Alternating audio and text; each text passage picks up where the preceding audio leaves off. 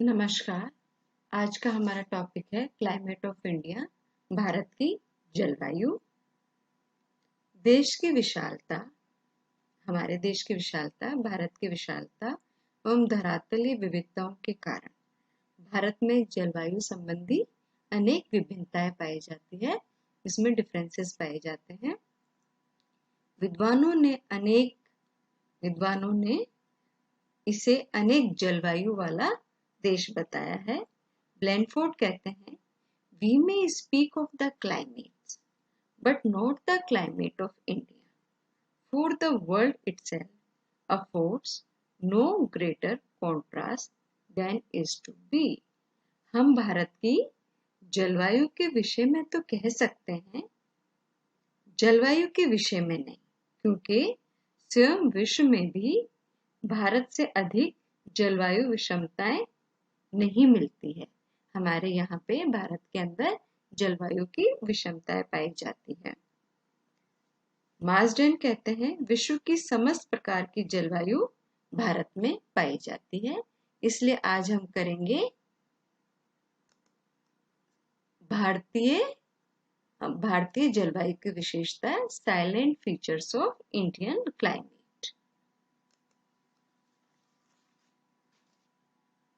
भारतीय जलवायु की क्या क्या विशेषताएं हैं? भारतीय जलवायु का सबसे पहले पॉइंट पा जाते हैं इम्पैक्ट ऑफ मानसून विंड्स। जैसा कि हमने पहली क्लासेस के अंदर भी देखा है मानसून विंड्स का। भारतीय जलवायु के संबंध में सबसे मुख्य बात यह है कि जलवायु पूर्णतः मानसून पवनों से प्रभावित है। यही कारण है कि भारतीय जलवायु को मानसूनी जलवायु कहा जाता है, मानसून क्लाइमेट कहा जाता है। मानसून पवनों का प्रभाव जितना भारत की जलवायु पर पड़ता है, उतना अन्य किसी और देश की जलवायु पर नहीं पड़ता है। दूसरा आ जाता है quantity and time of rainfall, वर्षा की मात्रा तथा समय। भारत की अधिकांश वर्षा दक्षिण पश्चिमी मानसून पवनों द्वारा हो रही है। देश की कुल वर्षा का 75% भाग हमें ग्रीष्मकालीन दक्षिण पश्चिमी मानसून काल में, साउथ वेस्टर्न मानसून से प्राप्त हो रहा है। 13% मानसून के उपरांत पोस्ट मानसून पीरियड में प्राप्त हो रहा है। 10% पूर्व मानसून प्री मानसून पीरियड में प्राप्त हो रहा है तथा शेष 2% हमें शीत ऋतु में प्राप्त हो रहा है। और मानसून आने का समय भी अलग अलग है। जैसे मालाबार कोस्ट में केरला के पास में 5 जून के आसपास आता है, मुंबई में 14 जून के आसपास आता है, यूपी पंजाब हरियाणा में 25 जून के आसपास आता है, राजस्थान तक आते आते 1 जुलाई हो जाती है। तो इस तरह से इसका जो टाइम है वो सब जगह, इसकी जो मानसून आने का समय है वो प्राय निश्चित नहीं है, अलग अलग जगह पे अलग अलग समय पर आता है। फिर आ जाता है मानसून वर्षा का असमान वितरण, अनइवन डिस्ट्रीब्यूशन ऑफ रेनफॉल। अब इसका समय तो अलग अलग है ही, समय के साथ साथ इसका वितरण भी अलग अलग है। भारत में वर्षा का क्षेत्रीय वितरण एक समान नहीं है। ये एक जैसी वर्षा हर जगह नहीं होती, अलग अलग वर्षा इसके अंदर होती है। आपके इसके अंदर तो एक समान इसका नहीं है। जैसे देश का केवल 11% भाग, देश का 11% भाग 200 सेंटीमीटर से अधिक वर्षा प्राप्त करता है। 21% भाग, टोटल एरिया ऑफ इंडिया 21% भाग आपका 175 से लेकर 200 सेंटीमीटर के आसपास रेनफॉल प्राप्त हो रही है। 37% भाग जो है वहां पर आपके 75 से लेके 125 सेंटीमीटर की रेनफॉल बीच में इसमें हो रही है। 24% जो आपका area percent of total area है, उसमें कितने से कितने रेनफॉल हो रही है? 35 से लेके 75 सेंटीमीटर के बीच में रेनफॉल हो रही है। और 70% जो 7% एरिया है इंडिया का, उसमें 35 सेंटीमीटर के आसपास रेनफॉल हो रही है। तो ऐसे हम देख सकते हैं कि रेनफॉल यहाँ पर एक समान नहीं है। जैसे आपके चेरापूंजी के पास में मौसम राम है, वहां पर आपके 1200 सेंटीमीटर के आसपास रेनफॉल हो रही है। जबकि राजस्थान में जैसलमेर के अंदर आपका 10 सेंटीमीटर से भी कम वार्षिक वर्षा होती है। इस तरह से इसके अंदर क्षेत्रीय विभिन्नता पाई जाती है।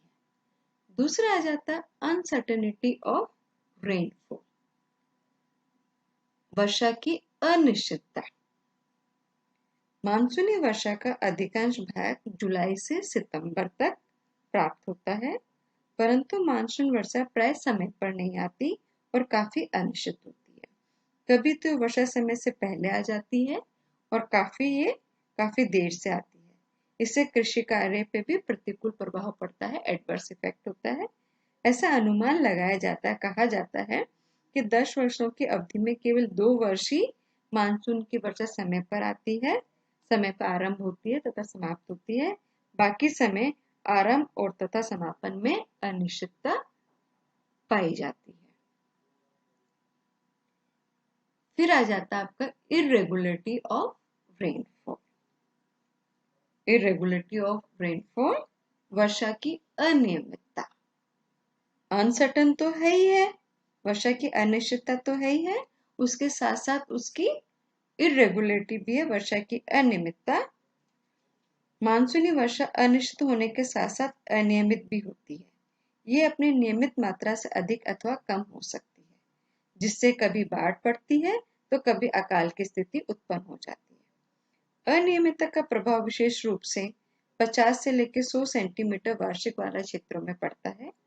ऊपरी और मध्य गंगा का मैदान तथा प्रायद्वीपीय भारत के अधिकांश भागों में इसका प्रभाव विशेष रूप से पड़ता है। इससे अधिक वर्षा वाले क्षेत्रों में अनियमितता के बावजूद भी फसलों के लिए पर्याप्त जल मिल जाता है और इससे कम वर्षा वाले क्षेत्रों में सिंचाई की सुविधा उपलब्ध रहती है। गैप ऑफ मानसून, मानसून विभंगता। मानसून की वर्षा निरंतर नहीं होती, बल्कि कुछ दिनों के अंतराल पर रुक रुक कर होती है, अंतराल पर रुक रुक के वर्षा होती है। कभी कभी वर्षा काल के 1 माह तक वर्षा नहीं होती। किसी वर्ष वर्षा ऋतु के आरंभ में खूब वर्षा होती है और उसके बाद एक लंबा सूखा अंतराल आ जाता है। इससे कृषि को हानि पहुंचती है। मूसलाधार वर्षा, मूसलाधार वर्षा, टोरेंशियल रेनफॉल। देश की कुल वार्षिक वर्षा का 75% भाग मानसून पवनों द्वारा वर्ष के केवल 4 महीनों में हमें प्राप्त होता है। 4 महीनों में हमें प्राप्त हो जाता है।